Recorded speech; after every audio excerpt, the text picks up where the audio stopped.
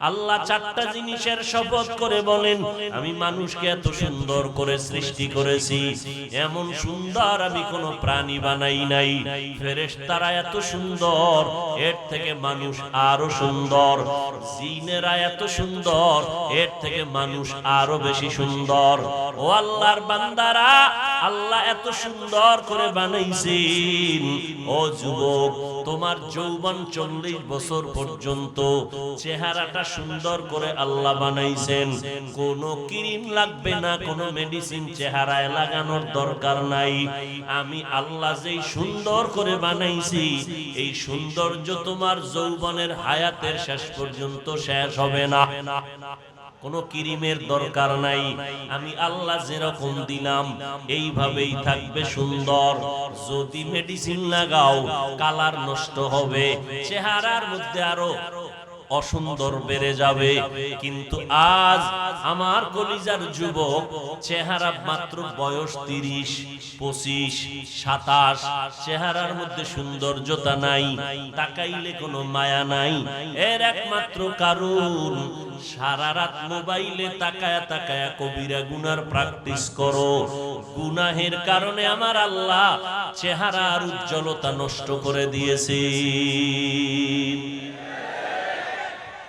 তুমি মোবাইল চালাইয়া চেহারা নষ্ট করে যে ফেললা, এতে ক্ষতি কি তোমার বাবার হলো, তোমার মায়ের হলো, না তোমার হলো? নিজের হাতে তাকাইয়া নিজের ক্ষতি করে, এর থেকে পোড়া কপাল আর কে হবে? দুনিয়ার সমস্ত স্বাস্থ্য বিজ্ঞানীরা একমত, সব হুজুরেরা একমত, মোবাইল মানুষের জন্য ক্ষতির কারণ। এই মোবাইল কিডনি দুর্বল করে, হার্ট দুর্বল করে, চোখের পাওয়ার কমায়, ব্রেন নষ্ট করে দেয়, জীবন নষ্ট, যৌবন নষ্ট, দিমাগ পর্যন্ত নষ্ট। আমার সোনার বাংলার তাজা তাজা যুবকেরা মোবাইলের নেশায় পইরা রাস্তায় আধা পাগল হয়ে ঘুরতেছে। মিথ্যা বলছি? মদ খাইলেও এত খারাপ হইতো না, এই মোবাইলে গিয়া এত নষ্ট হইছে। মদ পান করলেও এত খারাপ হতো না। মদের নেশা ফিরাও, গাঞ্জার নেশা ফিরাও, মোবাইলের নেশা ফিরানোর ব্যাপারে কারো কোনো পদক্ষেপ নাই। আব্বাজান বাচ্চারে মোবাইল দিয়া খানা খাইতে বসাইছে, অল টাইম বাচ্চা মোবাইল দেখে। দেখতে দেখতে বাচ্চার বয়স 5 বছর। আমার কাছে নিয়ে আসছে, হুজুর একটু ফু দিয়া দম করেন, পানি ভরা দেন, তেল ভরা দেন। বিষয় কয় বোবা হয়ে গেছে, আব্বুও কয় না, আম্মুও কয় না। কেন বলবে? মোবাইলের পেছনে ফালায় রাখছে, জীবনে আব্বু আম্মু শিখাই নাই, তো শিখবে কিভাবে? মোবাইলের দিকে তাকাইয়া থাকতে থাকতেও বোবা হয়ে গেছে। ঘরে ঘরে এই গজব। কি বিদেশ গেলে হাদিয়া কি দেবে? গজবের মোবাইল, এটা বড় হাদিয়া। জামাই বিয়া শাদী দিয়া ছেলেরে দিবে, জামাইরে দিবে মোবাইল, বউরে দিবে মোবাইল। এরপরে কিছুদিন পরে দুইজনে দুই দিক হিজরত করে। ঠিক নি? ঠিক ঠিক বইলা যাবা, কোনদিন ফলাফল আসবে না। জুতার বাড়ি জাড্ডা হে খাইয়া বুঝতেছে মোবাইলের গজবে শাস্তিটা কেমন। আল্লাহ হেদায়েত দান করুন। এই মোবাইলের কারণে অধিকাংশ যুবকরা বেয়াদব হয়ে গেছে। এই মোবাইলের কারণে মায়ের সাথে বেয়াদবি, বাবার সাথে বেয়াদবি, শিক্ষকের সাথে বেয়াদবি। শেষ সময় আনলাম আমরা হুজুরেরা, আমগুলো গো তাজা বেয়াদবি। একটা যুবক সালাম দিতে ভয় পায়, আচ্ছা দিয়া ভালাইছে সালাম, কি না কি, এবার হাতটা বাড়াই তো একটু ইতস্ত করে, বেয়াদবি হইয়া নি যায়। মোবাইল আসার পরে কি হইছে? সালাম টালাম বাদ, আস্তে বাম হাতটা বাড়ায় কান্দের উপরে দিয়া কয়, হুজুর কেমন আছেন, একটু এদিকে তাকান। গজব। হাসেন আপনারা? ওরে জুতা দিয়ে বাইরেইলে মনের ঝাল মিলে। ওর মতো বেয়াদব আর কেউ হতে পারে? জোরে বলেন। এবার দুঃখের কথা, আপনাকে কি কম, আমগো হুজুর গুই তো ফিরাইতে। আনহুম রাদু আন, আল্লাহ এদের উপরে রাজি, তারাও আল্লাহর উপরে রাজি। আল্লাহ যাদের উপরে রাজি এরা কি জাহান্নামে যাবে না জান্নাতে? আল্লাহ বলেন আমিনু কামা আমানান নাস, তোমরা ঈমান আনো ওই সমস্ত মানুষের ঈমানের মতো। ওই সমস্ত মানুষ কারা? সাহাবায়ে কেরাম। কোরআন নাজিল করেছেন কে? কার উপর? আরে কথা বলেন। নবীর উপরে। নবী কোরআন তেলাওয়াত করেছেন সাহাবাদেরকে, সাহাবায়ে কেরাম লেখছেন, লিপিবদ্ধ করেছেন, শিখছেন। এরপরে এই ব্যাখ্যাগুলো ধারাবাহিকভাবে আসছে। অতএব তাফসীর, আলোচনা, ব্যাখ্যা নবীর থেকে সাহাবায়ে কেরাম, তাদের থেকে তাবিঈন, তাদের থেকে তাবে তাবিঈন, উলামায়ে মুতাকাদ্দিমিন, মুতাআখিরিন, আইম্মায়ে মুজতাহিদিন, এই ধারাবাহিকতায় আসছে। এই ধারা বাদ দিয়ে যদি কেউ কিছু বলতে চায় তার বলা হবে ভুল, সঠিক হলেও ভুল হবে। আল্লাহ আমাদের বুঝার তৌফিক দান করেন। তো আমি কোরআনে হাকিমের এক আয়াতে কারিমা তেলাওয়াত করেছি, নবীজির হাদিস থেকে এক টুকরো হাদিস পড়েছি। আল্লাহ বলেন ফামান কানা ইয়ারজু লিকা রাব্বিহি ফালইআমাল আমালান সালিহা। হে রাসূল করিম সাল্লাল্লাহু আলাইহি ওয়াসাল্লাম, আমার আয়াতগুলো উম্মতকে শুনায়া দেন। দুনিয়ার মধ্যে যেই মানুষগুলো অন্তর থেকে চায় তার রবের সাথে সাক্ষাৎ করবে, মোলাকাত করবে, তাদের জন্য কর্মসূচি দুইটা। এক নাম্বার কর্মসূচি ইতিবাচক, দ্বিতীয় কর্মসূচি নেতিবাচক। এক নাম্বার কর্মসূচি নেক আমল করবে, দ্বিতীয় কর্মসূচি আমল করতে গিয়ে তার রবের সাথে অন্যকে যেন অংশীদার না বানায়, শিরিক না করে। নবীজি বলেন আখলিস দীনাকা ইয়াকফিকাল আমালুল কলিল। হে দুনিয়ার উম্মত, তোমাদের ঈমান আকীদা পরিশুদ্ধ করো, অল্প আমল নাজাতের জন্য যথেষ্ট হয়ে যায়। সুবহানাল্লাহ। আইনা বেশি আমল না অল্প আমল? জোরে বলেন। আল্লাহ বেশি আমল দেখবেন না, কি দেখবেন? অল্প আমল দেখবেন, ওই আমল যেটা পরিশুদ্ধ আমল। আল্লাহ কোরআনে এক জায়গায় বলেন আল্লাযী খালাকাল মাউতা ওয়াল হায়াতা লিয়াবলুয়াকুম আইয়ুকুম আহসানু আমালা ওয়া হুয়াল আজিজুল গফুর।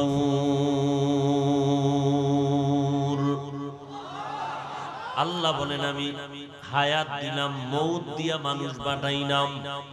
এই মানুষ, মরণের কথা আগে বলছি, হায়াতের কথা পরে বলছি। আমি আল্লাহ পাক তোমার হায়াতটা দিয়া মরণের স্টেশনের সতর্কতা দিয়া রাখলাম। তোমার হায়াতের কোনো গ্যারান্টি নাই, মরণের গ্যারান্টি আছে। এইটা মাথায় রাইখা তুমি তোমার জীবনকে পরিচালনা করো। আমি কেন পাঠাইছি? ফেরেশতা পাঠাইছি, ওরাই তো আমার গুণগান গায়, কিন্তু ওদেরকে আমি নূর দিয়া বানাইয়াও শ্রেষ্ঠত্ব দান করি নাই। মাটির মানুষ বানায় কেন আমি এত সম্মান দিলাম? ওয়ালাকাদ কাররামনা বানি আদম ওয়া হামালনাহুম ফিল বাররি ওয়াল বাহরি ওয়া রাযাকনাহুম মিনাত তাইয়্যিবাত ওয়া ফাদ্দালনাহুম আলা কাসীরিম মিম্মান খালাকনা তাফদীলা। বনি আদম অনেক দামি। এই রিভাব দাও, ইকো দিও না, আর ভলিউম বাড়াও। বনি আদম এত দামি, এদের জন্য আমি আল্লাহ নিজেই চলার রাস্তার ব্যবস্থা করলাম। স্থলে চলবে কিভাবে ব্যবস্থা করে দিলাম, পানির মধ্যে চলার মতো বাহনের ব্যবস্থা করলাম। কুত্তাও খানা খায়, গরুতেও খায় পেটে ক্ষুধা, শুকরেও খায় পেটে ক্ষুধা, গর্তের পিপিলিকাও খায় পেটের মধ্যে ক্ষুধা, মানুষও খানা খাবে পেটের ক্ষুধার তাড়নায়। তবে আমি আল্লাহ মানুষের জন্য পৃথিবী শ্রেষ্ঠ পবিত্র খানার রিজিকের ব্যবস্থা করেছি, যেটা পিওর, যেই খানা শরীরের জন্য অ্যাডজাস্ট হবে, উপকার হবে। আমি আল্লাহ মানুষের জন্য এমন পিওর খানার আয়োজন করেছি, এমন পিওর খানা আমি অন্য কোনো মাখলুক, কোনো জীবকে দেই নাই, প্রাণীকে দেই নাই। এরে মানুষ, আমি আল্লাহ তোমার জন্য জমিন থেকে পিওর খানা দিলাম। চাল দিয়া ভাত বানায় খাবি, চালটারে কাবার করে দিলাম যেন ময়লা না লাগে। ও বান্দা, তরকারি খাবি, আমি আল্লাহ রং বেরঙের তরকারির আয়োজন করে দিলাম। আমি আল্লাহ মানুষের জন্য সুন্দর রিজিকের ব্যবস্থা করেছি। এরপরেও আমি আল্লাহ বিধান দিয়া দিলাম, বান্দা খানা পাইলে খাইও না, আগে খেয়াল রাখবা আমার মাওলার বিধানে হালাল না হারাম। কারণ হারাম খাইলে তোমার আল্লাহর দরবারেও তুমি আসামি, তোমার শরীরও নষ্ট হবে, তোমার জিন্দেগির সব কাজগুলো বরবাদ হয়ে যাবে। যত অপরাধমূলক খানা তুমি অন্তরে শরীরের মধ্যে ঢুকাইবা, এর দ্বারা তোমার ক্ষতি ছাড়া কোনো লাভ হবে না। দুনিয়াতেও ক্ষতিগ্রস্ত, আখিরাতের লাইনেও ক্ষতিগ্রস্ত। যারা মদ পান করে, যারা হারাম খায়, এদের শরীরও দুর্বল, এদের যৌবন দুর্বল, এদের হার্ট দুর্বল, এদের কিডনি দুর্বল, এবং তাদের আধ্যাত্মিক লাইনেও তাদের দুর্বলতার কোনো সীমানা নাই। আর যারা হালাল খাবে, এদের শক্তি অনেক সবল, রোগ শোক আল্লাহ কমায় দিবেন, ইবাদতের মধ্যে আল্লাহ শক্তি বাড়ায় দিবেন। আল্লাহ মানুষকে এতটা মোহাব্বত করেন, এমন মোহাব্বত আল্লাহ ফেরেশতাদেরও করেন নাই, জিনদেরও করেন নাই। এই মানুষের মধ্যে শ্রেষ্ঠ মানুষ আখিরি নবীর উম্মত। আখিরি নবীর উম্মতের মধ্যে যারা নবীর আদর্শ মানে, কোরআন পড়ে, সুন্নাত মানে, এরা আল্লাহর কাছে আরো দামি। আল্লাহ পাক বলেন, নবী আপনার কারণে আপনার উম্মতের মর্যাদা বাড়ায় দিলাম। নবী আপনার হায়াত খুব দুর্বল, আপনার উম্মতের হায়াত খুবই দুর্বল। অন্য নবীর হায়াত অনেক বড়, উম্মতের হায়াত অনেক লম্বা, বেশি হায়াত পায়, বেশি বেশি নেক আমল করেছে। আর আমি আপনাকে এতটা মোহাব্বত করি, আপনার উম্মতের অল্প হায়াত যদি হয়, আমি আল্লাহ এই অল্প হায়াতে বরকত দিব অনেক বেশি। 500 বছর ইবাদত করছে অন্য নবীর উম্মত, আপনার উম্মতের 500 বছর হায়াত পাবে না, মাত্র 60 এবং 70 এর মধ্যখানে গড় হায়াত থাকবে। এর মধ্যে ওই 500 বছর ইবাদত করনেওয়ালার থেকেও বেশি সওয়াব আমি দিব। আপনার উম্মতের জানায় দেন, 5 বেলার নামাজ যারা ঠিকমতো আদায় করবে, আমি আল্লাহ তাদের আমলনামায় 50 ওয়াক্ত নামাজের সওয়াব দান করব। যারা এশার নামাজ পড়ে ঘুমাবে, ঘুম থেকে উঠিয়া ফজরের নামাজ আদায় করবে, আমি আল্লাহ ওই ঘুমের সময়টাও নেকের পাল্লায় ওজন করব।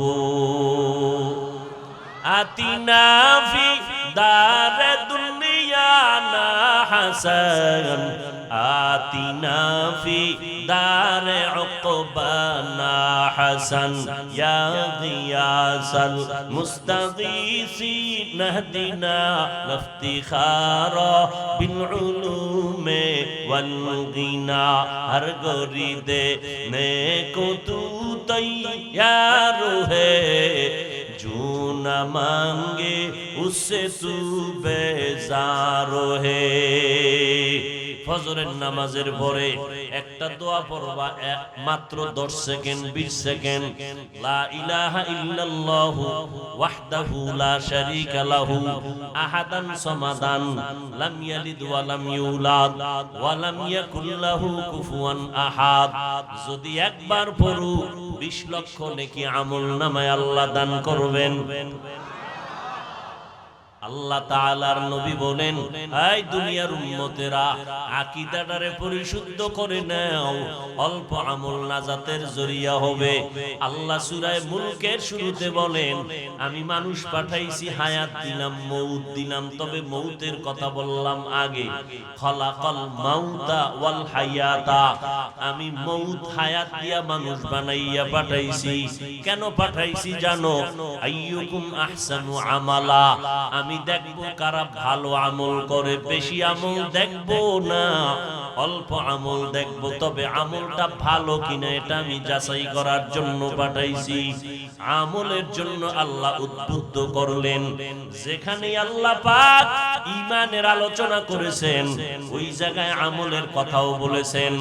ইন্নাল্লাযীনা আমানু ওয়া আমিলুস সালিহাত, যারা ঈমান আনবা, নেক আমল করবা, কানাত লাহুম জান্নাতুল ফিরদাউসি নুজুলা, আমি আল্লাহ তাদেরকে সর্বোৎকৃষ্ট জান্নাত, জান্নাতুল ফিরদাউসের মেহমান বানায় দিব। তাদেরকেই দিব যারা ঈমান আনার পরে নেক আমল করবে। জায়গায় জায়গায় আল্লাহ আমলের কথা বলতেছেন। ওয়াত্তিনি ওয়াজ-যাইতুনি ওয়া তুরি সিনিনা ওয়া হাযাল বালাদিল আমিন, লাকাদ খালাকনাল ইনসানা ফি আহসানি তাকওয়িম সুম্মা রাদাদনাহু আসফালা সাফিলিন। আল্লাহ চারটা জিনিসের শপথ করে বলেন, আমি মানুষকে এত সুন্দর করে সৃষ্টি করেছি, এমন সুন্দর আমি কোনো প্রাণী বানাই নাই। ফেরেশতারা এত সুন্দর, এর থেকে মানুষ আরো সুন্দর। জিনেরা এত সুন্দর, এর থেকে মানুষ আরো বেশি সুন্দর। ও আল্লাহর বান্দারা, আল্লাহ এত সুন্দর করে বানাইছেন। ও যুবক, তোমার যৌবন 40 বছর পর্যন্ত চেহারাটা সুন্দর করে আল্লাহ বানাইছেন। কোনো ক্রিম লাগবে না, কোনো মেডিসিন চেহারায় লাগানোর দরকার নাই। আমি আল্লাহ যেই সুন্দর করে বানাইছি, এই সৌন্দর্য তোমার যৌবনের হায়াতের শেষ পর্যন্ত শেষ হবে না। কোনো ক্রিমের দরকার নাই। আমি আল্লাহ যেরকম দিলাম এইভাবেই থাকবে সুন্দর। যদি মেডিসিন লাগাও, কালার নষ্ট হবে, চেহারার মধ্যে আরো অসুন্দর বেড়ে যাবে। কিন্তু আজ আমার কলিজার যুবক, চেহারা মাত্র বয়স 30, 25, 27, চেহারার মধ্যে সৌন্দর্যতা নাই, তাকাইলে কোনো মায়া নাই। এর একমাত্র কারণ, সারা রাত মোবাইলে তাকায়া তাকায়া কবিরা গুনার প্র্যাকটিস করো। গুনাহের কারণে আমার আল্লাহ চেহারার উজ্জ্বলতা নষ্ট করে দিয়েছে। তুমি মোবাইল চালাইয়া চেহারা নষ্ট করে যে ফেললা, এতে ক্ষতি কি তোমার বাবার হলো, তোমার মায়ের হলো, না তোমার হলো? নিজের হাতে তাকাইয়া নিজের ক্ষতি করে, এর থেকে পোড়া কপাল আর কে হবে? দুনিয়ার সমস্ত স্বাস্থ্য বিজ্ঞানীরা একমত, সব হুজুরেরা একমত, মোবাইল মানুষের জন্য ক্ষতির কারণ। এই মোবাইল কিডনি দুর্বল করে, হার্ট দুর্বল করে, চোখের পাওয়ার কমায়, ব্রেন নষ্ট করে দেয়, জীবন নষ্ট, যৌবন নষ্ট, দিমাগ পর্যন্ত নষ্ট। আমার সোনার বাংলার তাজা তাজা যুবকেরা মোবাইলের নেশায় ভুইরা রাস্তায় আধা পাগল হয়ে ঘুরতেছে। মিথ্যা বলছি? মদ খাইলেও এত খারাপ হইতো না, এই মোবাইলে গিয়া এত নষ্ট হইছে। মদ পান করলেও এত খারাপ হতো না। মদের নেশা ফিরাও, গাঞ্জার নেশা ফিরাও, মোবাইলের নেশা ফিরানোর ব্যাপারে কারো কোনো পদক্ষেপ নাই। আব্বাজান বাচ্চারে মোবাইল দিয়া খানা খাইতে বসাইছে, অল টাইম বাচ্চা মোবাইল দেখে, দেখতে দেখতে বাচ্চার বয়স 5 বছর। আমার কাছে নিয়ে আসছে, হুজুর একটু ফু দিয়া দম করেন, পানি ভরা দেন, তেল ভরা দেন। বিষয় সব বোবা হয়ে গেছে, আব্বুও কয় না, আম্মুও কয় না। কেন বলবে? মোবাইলের পেছনে ফালায় রাখছে, জীবনে আব্বু আম্মু শিখাই নাই, তো শিখবে কিভাবে? মোবাইলের দিকে তাকাইয়া থাকতে থাকতে বোবা হয়ে গেছে। ঘরে ঘরে এই গজব। কি বিদেশ গেলে হাদিয়া কি দেবে? গজবের মোবাইল, এটা বড় হাদিয়া। জামাই বিয়া শাদী দিয়া ছেলেরে দিবে, জামাইরে দিবে মোবাইল, বউরে দিবে মোবাইল। এরপরে কিছুদিন পরে দুইজনে দুই দিক হিজরত করে। ঠিক নি? ঠিক ঠিক বইলা যাবা, কোনদিন ফলাফল আসবে না। জুতার বাড়ি জাড্ডা হে খাইয়া বুঝতেছে মোবাইলের গজবে শাস্তিটা কেমন। আল্লাহ হেদায়েত দান করুন। এই মোবাইলের কারণে অধিকাংশ যুবকরা বেয়াদব হয়ে গেছে। এই মোবাইলের কারণে মায়ের সাথে বেয়াদবি, বাবার সাথে বেয়াদবি, শিক্ষকের সাথে বেয়াদবি। শেষ সময় আল্লাহ আমরা হুজুরেরা আমগুলো তাজা বেয়াদবি। একটা যুবক সালাম দিতে ভয় পায়, আচ্ছা দিয়া ভালাইছে সালাম কি না কি, এবার হাতটা বাড়াই তো একটু ইতস্ত করে বেয়াদবি হইয়া নি যায়। মোবাইল আসার পরে কি হইছে, সালাম টালাম বাদ, আস্তে বাম হাতটা বাড়ায় কান্দের উপরে দিয়া কয় হুজুর কেমন আছেন, একটু এদিকে তাকান গজব। হাসেন আপনারা, ওরে জুতা দিয়ে বাইরে মনের জাল মিলে। ওর মতো বেয়াদব আর কেউ হতে পারে? জোরে বলেন। এবার দুঃখের কথা, আপনাকে কি কম, আমগো হুজুর গুই তো ফিরাইতে পাগল। মসজিদে যাবে ছবি, হজে গেছে হেন গিয়েও ছবি, বাইতুল্লাহ গিয়া মানুষ কান্দে দিশা পায় না, মোবাইল নিয়ে পাগল। রসুলের রওজায় গিয়া মানুষ বেকারার হবে কানতে কানতে। আরে আরে কান্দুন না, মানুষের কান্দা বন্ধ হয়ে যায় মোবাইলের নাটক দেখতে দেখতে। রসুলের রওজায় গিয়া কেউ কানবে, পরিবেশ নাই। মোবাইল ওয়ালাদের বেয়াদবির কারণে। আমি এটা রসুলের রওজার সামনে চূড়ান্ত বেয়াদবি, এছাড়া কোনো ভাষা নাই বলা। এই পরিমাণ ছবি নিয়ে পাগল যে কেউ কানবে একা একা সুযোগ নেই। ওগোই তামাশা দেখলে আর একাগ্রতা থাকে না। ওদিকটা পুলিশ তো ধাক্কাই দিয়েছে, বেরো বেরো। আল্লাহ সব ভাইকে হেদায়েত দান করুন। এইটা হলো নিজের ক্ষতি নিজে করলা, এই একটা। মা বাবায় ক্ষতি করলো সন্তানের, আর ওদিকটা যুবকরা যারা নিজেদের ক্ষতি তো করছই। আল্লাহ না করুক যদি কোন যুবতী মেয়ের চরিত্রের উপরে আক্রমণ করো, এইটার জবাব আল্লাহর কাছে কি দিবা? তবে তোমার একটা ফলাফল রেডি থাক, শুনে রাখো। যদি কপালে বিয়া থাকে, আছে কিনা আমার সন্দেহ, যদি থাকে, কারণ যেই আকাম করতেছো মোবাইল দিয়ে, বিয়া আছে কিনা আমার সন্দেহ। যদি থাকে তো লিখে রাখ, তোর কপালে বউ নাই, আছে জল্লা। 5 মাইয়ার জীবনের উপরে আক্রমণ করছো, 1 মাইয়া জল্লা ধইয়া তোর ঘরে তোরে জুতা দিয়ে সাইজ করবে, রেডি থাক। হাসিস না, দাঁত বেঁকে, তখন কাইন্দেও দিশা পাবি না। লেখকে রাখ, যা বইলে গেলাম লিখে রাখ। যদি মিথ্যা হয় তো জুতা আমারে মারবি, লেখে রাখ। আর যদি তওবা করতে পারো যে আল্লাহ ভুল করছি মাফ করে দাও, আল্লাহ আমার গফুরুর রহিম, জিন্দেগীর সব গুনাহ এক ফোঁটা চোখের পানিতে মাফ করে দিবেন। আল্লাহ হেদায়েত দান করুন। ফামান কানা ইয়ারজু লিকা রাব্বিহি ফালইআমাল আমালান সালিহা ওয়ালা ইউশরিক বিইবাদাতি রাব্বিহি আহাদা। পয়গম্বর বলেন,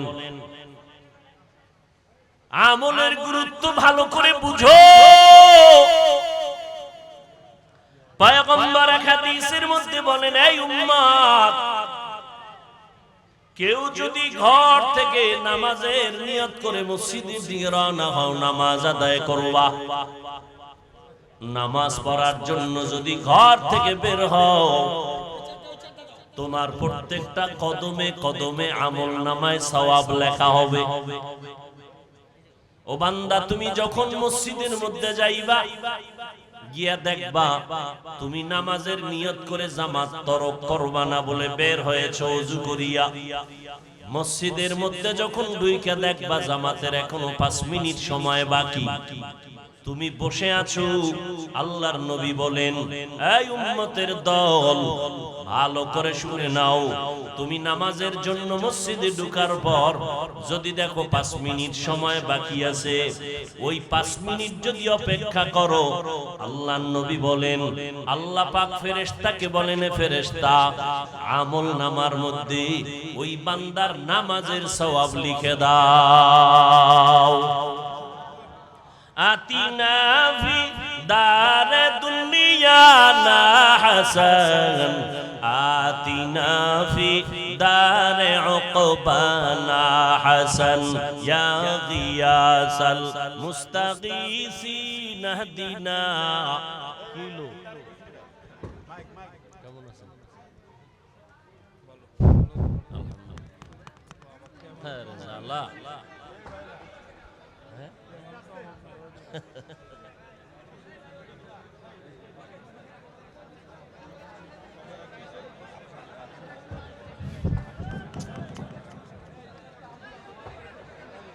آتنا في دار دنيانا حسن آتنا في دار عقبانا حسن يا غياث المستغيثين اهدنا لا افتخار بالعلوم والغنى আল্লাহর নবী বলেন, ও উম্মতেরা, যদি তোমরা নামাজ আদায় করার জন্য ঘর থেকে বের হইয়া মসজিদে যাও, মসজিদের মধ্যে গিয়া যদি দেখো নামাজের জামাতের এখনো সময় বাকি আছে, বসে বসে যদি তুমি তাসবিহ পড়ো, দরুদ পড়ো, আল্লাহর নবী বলেন আল্লাহ ফেরেশতাকে অর্ডার দিয়া বলেন, ওই বান্দা নামাজের অপেক্ষায় বসে আছে, আমল নামায় নামাজেরই সওয়াব লিখে দাও।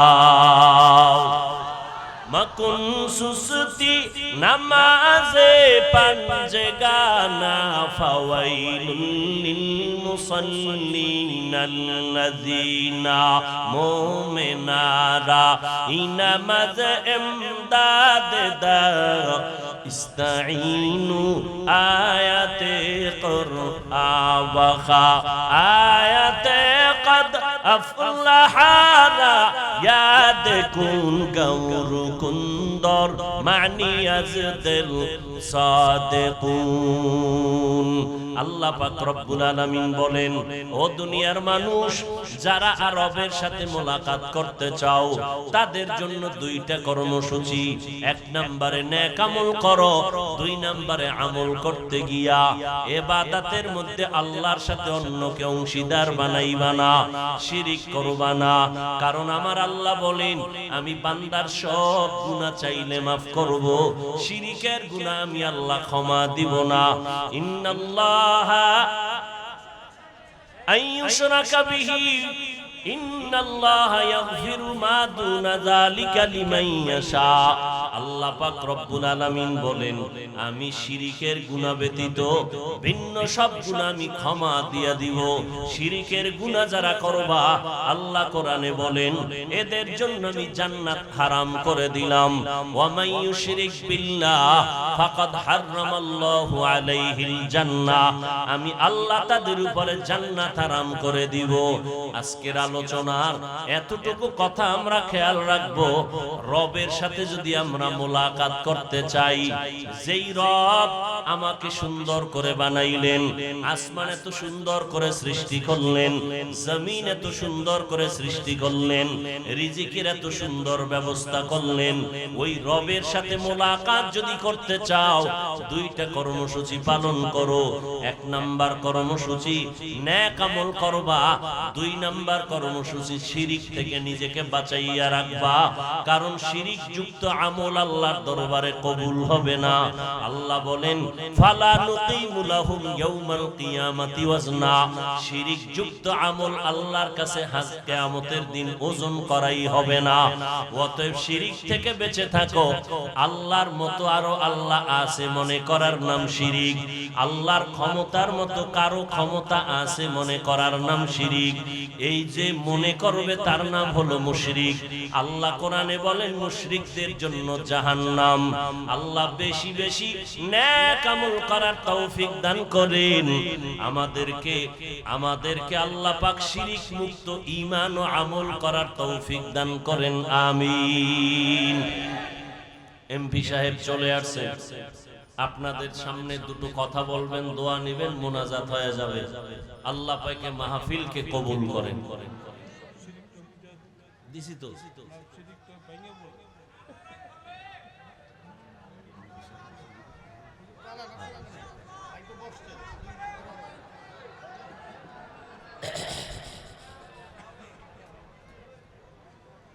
আল্লাহ, তাহলে শিরিক আল্লাহর মতো আরো আল্লাহ আছে মনে করার নাম। আল্লাহর গুণের মতো কারো গুণ, আল্লাহ যেই গুণের মালিক এই গুণের মালিক আরো কেউ আছে মনে করার নাম। আল্লাহ যেই ক্ষমতার মালিক এই ক্ষমতা আরো কারো আছে মনে করার নাম শিরিক। যেমন ওলামায়ে কেরাম এই শিরিককে 5 ভাগে ভাগ করেছেন। যেমন সম্মান দেওয়ার মালিক, ইজ্জত দেওয়ার মালিক, সন্তান দেওয়ার মালিক কে? যদি কেউ মনে করে সন্তান অন্য কেউ দিতে পারে, তাহলে আল্লাহর ক্ষমতাকে আরেকজনারে মিলাইয়া দিল, এর নাম। যারা এটা করবে এদের নাম মুশরিক। মুশরিকদের জন্য জান্নাত হারাম। জান্নাত আল্লাহর কোরআনের স্পষ্ট ঘোষণা, ওমাই ইউশরিক বিল্লাহ ফাকাদ হারামাল্লাহু আলাইহি জান্নাত। রিজিকের মালিক কেউ যদি আল্লাহ ছাড়া আর কাউকে রিজিক দাতা মনে করে, এর নাম শিরিক। কথা বুঝাইতে পারলাম? আল্লাহ পাক রব্বুল আলামিনের বিশেষ এই গুণের ক্ষমতা আর কারো মধ্যে আল্লাহ দেন নাই। মৌতের মালিক কে? হায়াত দেওয়ার মালিক কে? অন্যকে মনে করার নাম শিরিক। গায়েবের মালিক কে? আল্লাহ ইলমে গায়বের মালিক, অন্যকে অংশীদার বানানোর নাম শিরিক। আল্লাহ পাক এই শিরিক মুক্ত হইয়া আমাদের ঈমান, আমাদের আমল মজবুত করার তৌফিক দান করেন। কিন্তু সাবধান, খুব সাবধান, বর্তমানে কিন্তু ভেজাল। কি ভেজাল? ধর্মের মধ্যে ভেজাল, ইসলামের ব্যানারের মধ্যে কি ভেজাল। কি বলে? কয় কোন আল্লাহ আউলিয়া উলিয়ার কাছে যাওয়া যাবে না, এটা শিরিক। দেখছেন নি কারবার? বলে কোন আল্লাহ ওয়ালাকে সম্মান করা যাবে না, ওলি আউলিয়ার কথা মানা যাবে না। যারা বলে ওলি মানা যাবে না, আউলিয়া মানা যাবে না, এরা বাতিল। ওলি মানতে হবে বুখারী শরীফের কথা, আউলিয়া মানতে হবে কোরআন শরীফের কথা। অতএব ওলি আউলিয়াদের কাছে আমরা যাব কেন? তারা জান্নাতে নিবেন। কথা বলেন, জান্নাতে নিবেন? জান্নাতে নেওয়ার ক্ষমতা কোনো বান্দার। কিন্তু আমি যাব কেন? আমি মদিনা চিনি না, রসুল চিনি না, সুন্নত চিনি না। আল্লাহ ওয়ালা যারা, আলেম যারা, এদের কাছে গেলে আমাদেরকে রসুলের সুন্নত ধরায় দিবেন, শিখায় দিবেন, এজন্য যাই। কথা বুঝে আসছে? খবরদার শিরিক শিরিক করতে গিয়া যেটা শিরিক না এটারও শিরিক বানায় যেন কেউ না দেয়, খুব সাবধান। আবার কেউ যদি মনে করে পীর আমাকে জান্নাতে নিয়ে যাবে, এই ধারণা, এটা মারাত্মক গুনাহের কাজ। পীর আমাকে ধনী বানায় দিবে, এই ধারণা গুনাহের কাজ। ধনী বানানোর মালিক। তাহলে আলেম ওলামা পীর মাশায়েখের কাম কি? এগো কাম হইল রসুলের রাস্তা দেখায় দিবে, সুন্নতের লাইন দেখায় দিবে। দেখাইয়া দেওয়ার দায়িত্ব ওলামায়ে কেরামের। এই এতটুকু দায়িত্ব আমরা নেওয়ার জন্য তাদের কাছে যাই। আজকে ওলামায়ে কেরামদের কাছে যাওয়ার কারণে টুপি, নামাজ, রোজা, কালেমা, কোরআন শিখলাম। আপনি যদি বাংলা বই বইরা আলিফ বা তা সা 29টা অক্ষর শিখেন শুদ্ধভাবে, কিয়ামতের আগে শিখতে পারবেন। ওস্তাদ লাগবে নি? লাগবে। 29টা অক্ষর শিখতে যদি ওস্তাদ লাগে, পুরা কোরআন শিখতে, তাফসীর শিখতে ওস্তাদ লাগবে না? না সব মোবাইল ওস্তাদ? 29টা অক্ষর শিখতে যেমন ওস্তাদ লাগবে, তাফসীর শিখতে ওস্তাদ লাগবে। ওই ওস্তাদ হলো উলামায়ে আহলে হক। তবে সাবধান, উলামাদের মধ্যে একদল আছে বাতিল। এদের চক্রান্তের শিকার যেন আমরা না হই। আল্লাহ আমাদের সবাইকে সতর্কতার সাথে শিরিক মুক্ত হইয়া নেক আমল করার তৌফিক দান করেন।